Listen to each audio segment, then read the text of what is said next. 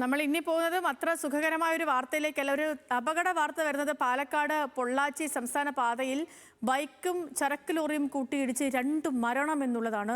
എലപ്പുള്ളി സ്വദേശി വിഷ്ണു, പുതുശ്ശേരി മന്ദം സ്വദേശിയായ കാർത്തിക് ഇവരാണ് മരിച്ചത്. ഇന്നലെ രാത്രി 10 മണിയോടുകൂടി എലപ്പുള്ളി പേട്ട ജംഗ്ഷന് സമീപമായിരുന്നു അപകടം. സച്ചിൻ വള്ളിക്കാട് വിവരങ്ങളുമായി ചേരുന്നു. സച്ചിൻ,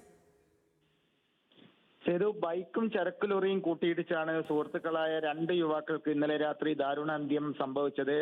എലപ്പുള്ളി മണിയേരിയിൽ സ്വദേശിയായിട്ടുള്ള 25 വയസ്സുള്ള വിഷ്ണുവും പുതുശ്ശേരി മന്ദ സ്വദേശിയായിട്ടുള്ള 26 വയസ്സുള്ള കാർത്തിക്കുമാണ് അപകടത്തിൽപ്പെട്ട് മരിച്ചത്. പ്രധാനമായും അപകടം സംഭവിച്ച ഉടൻ ഇവർ സഞ്ചരിച്ച ബൈക്കിന് തീപിടിക്കുകയായിരുന്നു. എന്നാൽ തീപിടിച്ചല്ല, യുവാക്കൾ ബൈക്കിൽ നിന്ന് തെറിച്ചു വീണപ്പോൾ തലക്കേറ്റ ക്ഷതമാണ് ഇരുവരുടെയും മരണകാരണം എന്നാണ് മൃതദേഹം പാലക്കാട്